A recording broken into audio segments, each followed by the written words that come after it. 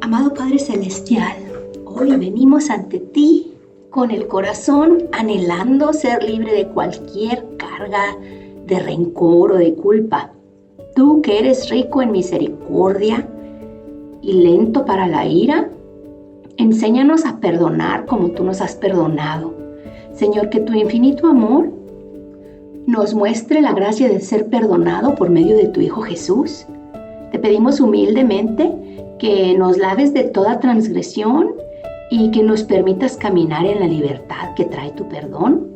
Examina nuestros corazones y revela cualquier ofensa que debamos de confesar y entregarte para que podamos reconciliarnos contigo y vivir en paz. Ayúdanos también, Dios Todopoderoso, a extender ese mismo perdón a quienes nos han herido. Queremos soltar las cadenas de la amargura y permitir que tu amor sane nuestras heridas. Danos un espíritu de gracia y compasión que no guarde rencores ni busque venganza, sino que escoja amar incluso en los días de dolor. Y Padre, sabemos que perdonar no siempre es fácil, pero confiamos en que con tu fuerza podemos dejar ir las ofensas y encontrar descanso en ti. Guíanos a vivir en unidad con otros, reflejando el ejemplo de tu Hijo, quien en la cruz oró: Padre, perdónalos porque no saben lo que hacen. Gracias, Señor, porque en ti hay esperanza, reconciliación y restauración. A ti sea la gloria, por siempre y para siempre, en el nombre de Jesús, quien nos mostró el camino del perdón perfecto. Amén. Hola, qué bueno que me acompañas a un día más de Biblia Diaria. Yo soy Claudia. Aquí es donde leemos la Biblia todos los días. Y hoy, que es 7 de diciembre, vamos a leer Hechos capítulo 20, versículos 1 al 3, un pedacito nada más, y luego Romanos capítulos 1 al 3. Hechos capítulo 20, versículos 1 al 3. Recorrido por Macedonia y Grecia. Cuando cesó el alboroto, Pablo mandó llamar a los discípulos y después de animarlos se despidió y salió rumbo a Macedonia. Recorrió aquellas regiones, dando palabras de aliento a los creyentes en muchas ocasiones, y por fin llegó a Grecia, donde se quedó 3 meses. Como los judíos tramaban un atentado contra él cuando estaba a punto de embarcarse para Siria, decidió regresar por Macedonia. Romanos capítulos 1 al 3. Pablo, siervo de Cristo Jesús, llamado a ser apóstol, apartado para anunciar el Evangelio de Dios, que por medio de sus profetas ya había prometido en las Sagradas Escrituras. Este mensaje habla de su Hijo, quien según la naturaleza humana era descendiente de David, pero según el Espíritu de Santidad, fue designado con poder Hijo de Dios por la resurrección. Él es Jesucristo nuestro Señor. Por medio de Él, y en honor a su nombre, recibimos la gracia y el llamado a ser apóstol para persuadir a todas las naciones que obedezcan a la fe. Entre ellas están incluidas también ustedes, a quienes Jesucristo ha llamado.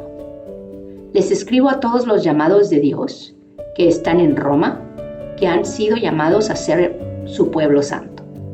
Que Dios nuestro Padre y el Señor Jesucristo les concedan gracia y paz.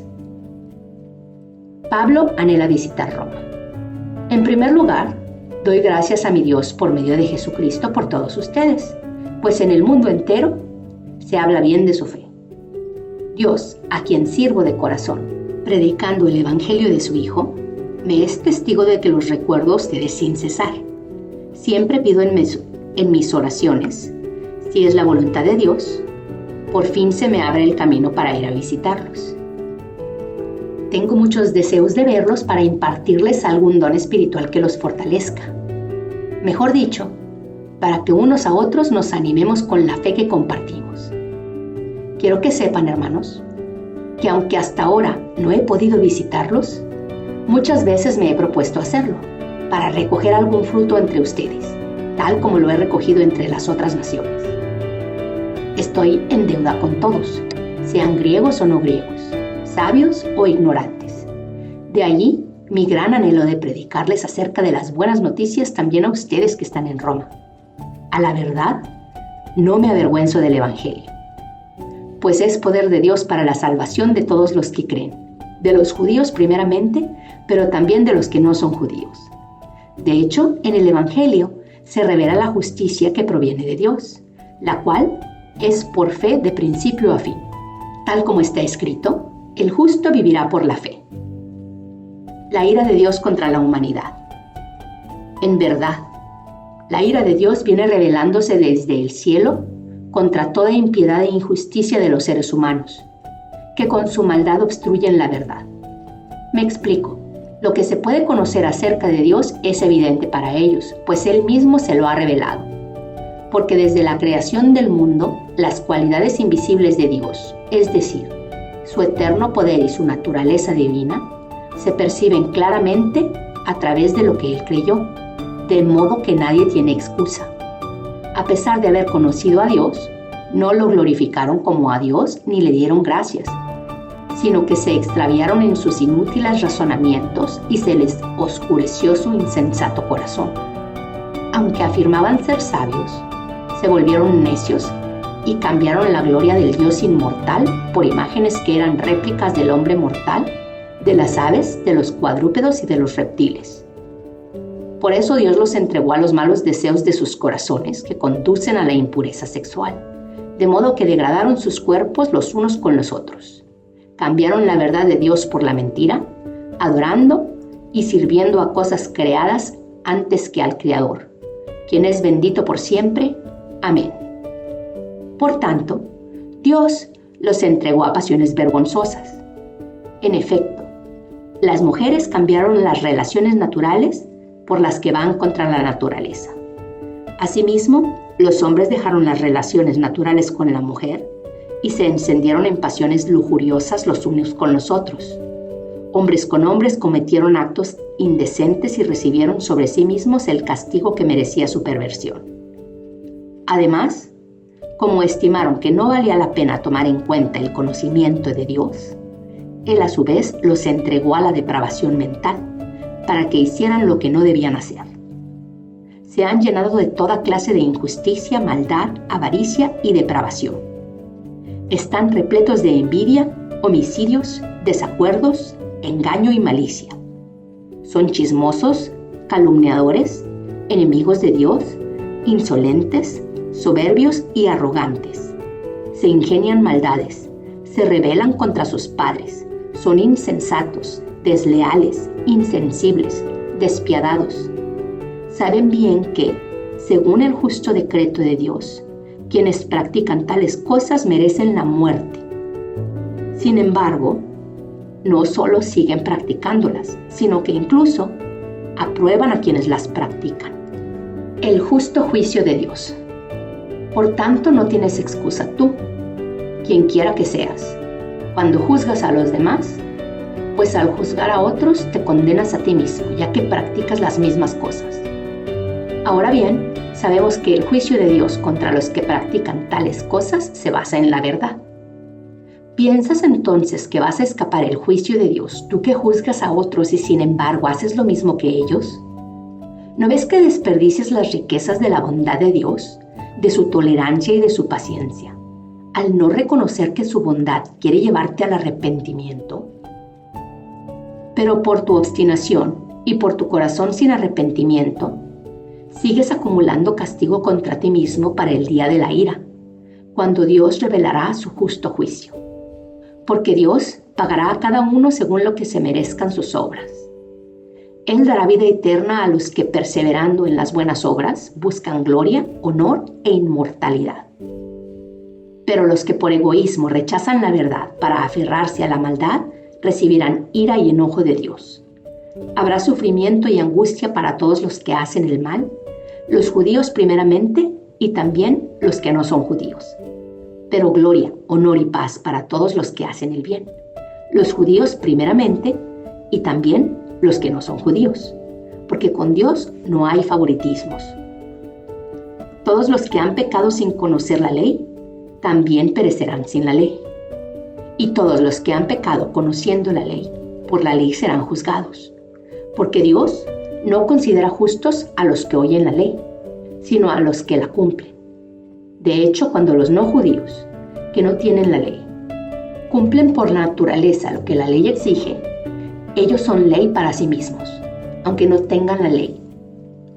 Estos muestran que llevan escrito en el corazón lo que la ley exige, como lo atestigua su conciencia, pues sus propios pensamientos algunas veces los acusan y otras veces los excusan. Así sucederá el día en que por medio de Jesucristo, Dios juzgará los secretos de toda persona como lo declara mi Evangelio. Los judíos y la ley. Ahora bien, tú que llevas el nombre de judío, que dependes de la ley y te jactas de tu relación con Dios, que conoces su voluntad y sabes discernir lo que es mejor, porque eres instruido por la ley, que estás convencido de ser guía de los ciegos y luz de los que están en la oscuridad, instructor de los ignorantes, maestro de los sencillos, pues tienes en la ley la esencia misma del conocimiento y de la verdad. En fin, tú que enseñas a otros, no te enseñas a ti mismo. Tú que predicas contra el robo, robas. Tú que dices que no se debe cometer adulterio, adulteras. Tú que aborreces a los ídolos, robas de sus templos. Tú que te jactas de la ley, deshonras a Dios quebrantando la ley. Así está dicho: por causa de ustedes se blasfema el nombre de Dios entre los no judíos. La circuncisión tiene valor si observas la ley, pero si la quebrantas, vienes a ser como un incircunciso. Por lo tanto, si los no judíos cumplen los requisitos de la ley, ¿no se les considerará como si estuvieran circuncidados? El que no está físicamente circuncidado, pero obedece la ley, te condenará a ti, que a pesar de tener el mandamiento escrito y la circuncisión, quebrantas la ley. Lo exterior no hace a nadie judío, ni consiste la circuncisión en una señal en el cuerpo. El verdadero judío lo es interiormente, y la circuncisión es la del corazón, la que realiza el espíritu, no el mandamiento escrito. Al que es judío así, lo alaba Dios y no la gente. Fidelidad de Dios. Entonces, ¿qué se gana con ser judío o qué valor tiene la circuncisión? Mucho desde cualquier punto de vista. En primer lugar, a los judíos se les confiaron las palabras mismas de Dios. Pero entonces, si algunos no creyeron, ¿acaso su incredulidad anula la fidelidad de Dios? De ninguna manera. Dios es siempre veraz, aunque el hombre sea mentiroso. Así está escrito: por eso eres justo en tu sentencia, y triunfarás cuando te juzguen. Pero si nuestra injusticia pone de relieve la justicia de Dios, ¿qué diremos? ¿Que Dios es injusto al descargar sobre nosotros su ira? Hablo en términos humanos. De ninguna manera. Si así fuera, ¿cómo podría Dios juzgar al mundo? Alguien podría objetar: si mi mente destaca la verdad de Dios y así aumenta su gloria, ¿por qué todavía se me juzga como pecador? ¿Por qué no decir: hagamos lo malo para que venga lo bueno? Así nos calumnian algunos, asegurando que es lo que enseñamos, pero bien merecida se tiene la condenación. No hay uno solo justo. ¿A qué conclusión llegamos? ¿Acaso los judíos somos mejores? De ninguna manera. Ya hemos demostrado que tanto los judíos como los que no son judíos estamos bajo el pecado. Así está escrito: no hay un solo justo, ni siquiera uno. No hay nadie que entienda, nadie que busque a Dios. Todos se han descarriado. Juntos se han corrompido. No hay nadie que haga lo bueno. No hay uno solo. Su garganta es un sepulcro abierto. De su lengua salen engaños. Veneno de víbora hay en sus labios. Llena está su boca de maldiciones y de amargura. Veloces son sus pies para ir a derramar sangre. Dejan ruina y miseria en sus caminos, y no conocen la senda de la paz. No hay temor de Dios delante de sus ojos. Ahora bien, sabemos que todo lo que dice la ley, lo dice a quienes están sujetos a ella, para que todo el mundo se calle la boca y quede convicto delante de Dios. Por tanto, nadie será justificado en presencia de Dios por hacer las obras que exige la ley. Más bien, mediante la ley cobramos conciencia del pecado. La justicia mediante la fe. Pero ahora, sin la maldición de la ley, se ha manifestado la justicia de Dios, de la que dan testimonio la ley y los profetas. Esta justicia de Dios llega mediante la fe en Jesucristo a todos los que creen. De hecho, no hay distinción, pues todos han pecado y están privados de la gloria de Dios, pero por su gracia son justificados gratuitamente mediante la redención que Cristo Jesús efectuó. Dios lo ofreció como un sacrificio para obtener el perdón de pecados, el cual se recibe por la fe en su sangre. Así demostró su justicia, porque a causa de su paciencia, había pasado por alto los pecados pasados. Lo hizo para demostrar en el tiempo presente su justicia. De este modo, Dios es justo y a la vez, el que justifica a los que tienen fe es Jesús. ¿Dónde, pues, está la jactancia? Queda excluida. ¿Por cuál principio? ¿Por el de la obediencia de la ley? No, sino por el de la fe.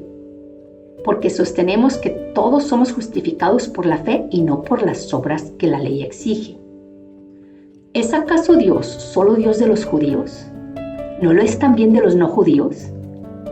Sí, también es Dios de los no judíos, pues no hay más que un solo Dios. Él justificará por la fe a los que están circuncidados y mediante esa misma fe a los que no lo están. ¿Quiere decir que anulamos la ley con la fe? De ninguna manera. Más bien, confirmamos la ley. Ay, pero qué belleza, porque efectivamente solamente hay un Dios. No hay un Dios para judíos y no judíos. Hay un Dios para absolutamente todos y absolutamente todo. Porque nuestro Dios es único y todopoderoso y nuestro Jesús es único y todopoderoso junto con su Padre y con el Espíritu Santo. Señor, gracias porque todo lo creaste y todo lo abarcas. Porque viniste no a condenarnos, sino a perdonar nuestras faltas y a cumplir la ley y a confirmar la ley. Alabado sea tu grandísimo nombre, tu honra, tu gloria y tu reino. Amén y amén. Eso es todo por hoy. Qué bueno que me acompañaste. Te amo. Dios nos ama y oremos para que perdone nuestros pecados, nos bendiga, nos proteja, nos prospere. Y si Dios quiere, aquí te espero mañana.